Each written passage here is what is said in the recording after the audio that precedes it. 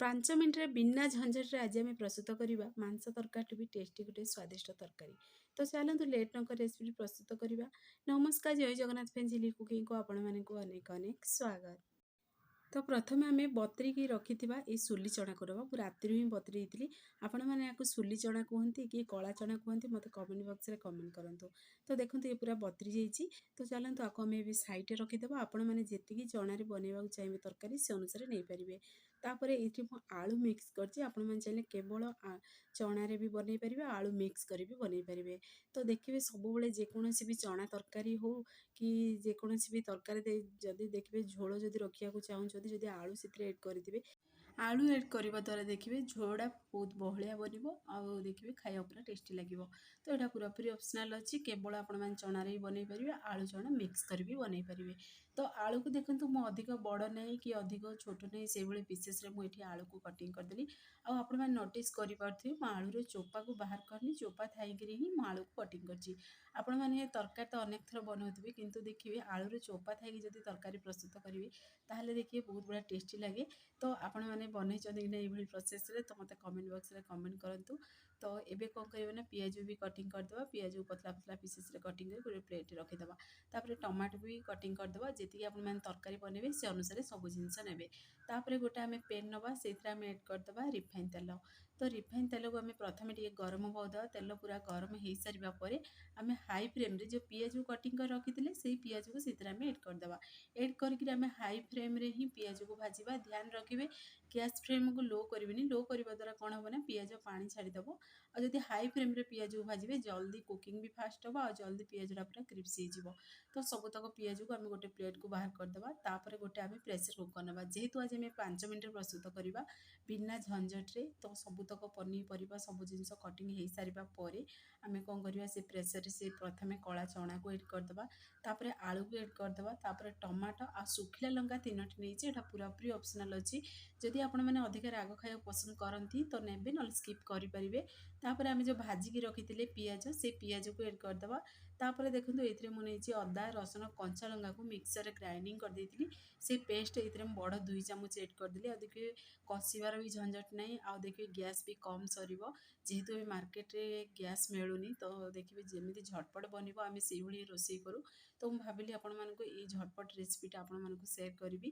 ତ ଆପଣମାନେ ଏହି ତରିକାରେ ଘରେ ଟ୍ରାଏ କରନ୍ତୁ, 5 ମିନିଟ୍ରେ ବନିକି ରେଡ଼ି ହେବ। ତାପରେ କ'ଣ କରିବା ନା ସେଥିରେ ଆମେ ହଳଦୀ ଗୁଣ୍ଡ ଦେଇଦେବା। ଯେତିକି ଆପଣମାନେ ତରକାରୀ ବନେଇବାକୁ ଚାହିଁବେ ସେ ଅନୁସାରେ ହଳଦୀ ଗୁଣ୍ଡ ଦେଇଦେବେ। ମୁଁ ଏଠି ହାଫ୍ ଚାମଚ ହଳଦୀ ଗୁଣ୍ଡ ଦେଇଦେଇଛି। ଆଉ ଲଙ୍କାଗୁଣ୍ଡ 1 ଚାମଚ ଏଡ଼୍ କରିଦେଲି। ଗରମ ମସଲା ଏଡ଼୍ କରିଦେଲି, ଘରର ବେଶୀ ଗରମ ମସଲା। ତାପରେ ସ୍ୱାଦ ଅନୁସାରେ ଦେଇଦେବା ଲୁଣ। ଆଉ ସେଇଥିରେ 2ଟି ରସୁଣକୁ ଏଡ଼୍ କରିବା। ଏଠି ମୁଁ ଗୋଟା ରସୁଣ ଏଡ଼୍ କରିଛି। ଏଇଟା ପୁରାପୁରି ଅପସନାଲ୍ ଅଛି, କିନ୍ତୁ ଏଇଭଳି ତରକାରୀ ଗୁଡ଼ାକରେ ଗୋଟା ରସୁଣ ଏଡ଼୍ କରିବା ଦ୍ୱାରା ଟେଷ୍ଟ ବଢ଼ିଯାଇଥାଏ। ଯେତେବେଳେ ଦେଖିବେ ତରକାରୀ ବନି ସାରିବା ପରେ ଗୋଟା ରସୁଣ ଥିବ ନା, ଯଦି ଗୋଟା ରସୁଣ ଟିକେ ମେସ୍ କରି ଖାଇବେ ନା ବହୁତ ବଢ଼ିଆ ଲାଗେ। ତ ଆପଣମାନଙ୍କ ମନ ପସନ୍ଦ ଅନୁସାରେ ଆପଣମାନେ ଏଡ଼୍ କରିବେ, ନା ସ୍କିପ୍ ବି କରିପାରିବେ। ତାପରେ କ'ଣ କରିବେ, ଯେଉଁ ପିଆଜକୁ ଭାଜିକି ରଖିଥିଲି ସେ ତେଲ ମୁଁ ଅଳ୍ପ ଟିକେ ଏଡ଼୍ କରିଦେଲି। ଆପଣମାନେ ଯେତିକି ତେଲ ଖାଇବାକୁ ପସନ୍ଦ କରନ୍ତି ସେ ଅନୁସାରେ ତେଲ ଏଡ଼୍ କରିଦେବେ। ଆପଣମାନଙ୍କ ମନ ପସନ୍ଦ ଅନୁସାରେ ଆପଣମାନେ ଗରମ ପାଣି ହେଉ କି ଥଣ୍ଡା ପାଣି ହେଉ ଏଡ଼୍ କରିପାରିବେ। ତ ଯେହେତୁ ଆମେ ତରକାରୀ ବନେଇବା ପାଇଁ ବସେଇ ନାହାନ୍ତି ପ୍ରେସରକୁ ଚୁଲାରେ, ତ ମୁଁ ସେଇଥିପାଇଁ ଥଣ୍ଡା ପାଣି ହିଁ ସେଥିରେ ଏଡ଼୍ କରିଦେଲି। ଆଉ ପୁଣି ଥରେ ଟିକେ ଭଲସେ ଆକୁ ମିକ୍ସ କରିଦେବା। ତ ଦେଖନ୍ତୁ ଏଇଭଳି ପ୍ରୋସେସ୍ରେ ଟିକେ ମିକ୍ସ କରିବେ। ମିକ୍ସ ହେଇସାରିବା ପରେ ଆମେ ଏବେ ପ୍ରେସରର କଭରକୁ ଆମେ ବନ୍ଦ କରିଦେବା। ବନ୍ଦ କରି ଆକୁ 3ରୁ 4ଟି ସିଟି ଦେବା। ଆପଣମାନଙ୍କ ପ୍ରେସର ଅନୁସାରେ ଆପଣମାନେ ଏଠି ସିଟି ଦେଇପାରିବେ। ଦେଖିବେ ଚଣାଟା ଯେତେ ବଢ଼ିଆ ସେ ସିଝିବ ନା ସେତେ ବଢ଼ିଆ ଟେଷ୍ଟି ଲାଗିବ। ମୁଁ ଏଠି 3ଟି ସିଟି ଦେଇଦେଇଥିଲି।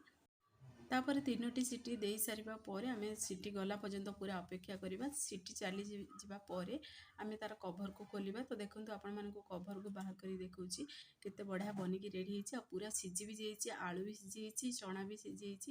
ଆଉ ଦେଖନ୍ତୁ ଏଇଭଳି ଯଦି ବେଲା ବା ଚାମଚ ସାହାଯ୍ୟରେ ତାକୁ ଟିକେ ଆଳୁଟାକୁ ଟିକେ ପ୍ରେସ୍ କରିଦେବେ ତ ଦେଖିବେ ସେ ପୁରା ଝୋଳରେ ପୁରା ମିକ୍ସ ହେଇଯିବ। ଆଉ ଝୋଳଟା ବି ବଳିଆ ବନିଯିବ।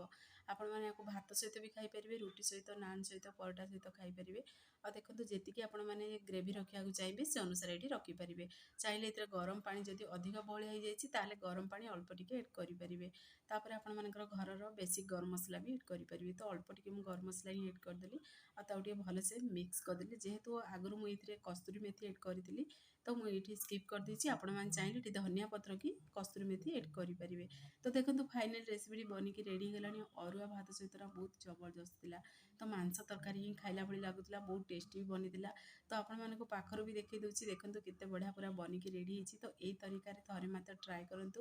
କମେଣ୍ଟ ବକ୍ସରେ ମୋତେ କମେଣ୍ଟ କରନ୍ତୁ। ଫ୍ରେଣ୍ଡସ୍, ଆପଣ ଯଦି ଏ ଭିଡ଼ିଓଟି ମୋର ପସନ୍ଦ ଆସିଥିବ ସାଙ୍ଗମାନଙ୍କୁ ସେୟାର କରନ୍ତୁ, ଲାଇକ୍ କରନ୍ତୁ। ଚ୍ୟାନେଲ ଯଦି ନୂଆ ଅଛନ୍ତି ତାହେଲେ ଚ୍ୟାନେଲକୁ ମୋର ସବସ୍କ୍ରାଇବ୍ କରିଦିଅନ୍ତୁ, ବେଲ୍ ଆଇକନ୍କୁ କ୍ଲିକ୍ କରିଦିଅନ୍ତୁ, ଯାହାଫଳରେ ମୋର ସବୁବେଳେ ନୋଟିଫିକେସନ୍ ପ୍ରଥମେ ଆପଣମାନଙ୍କୁ ପହଞ୍ଚିବ।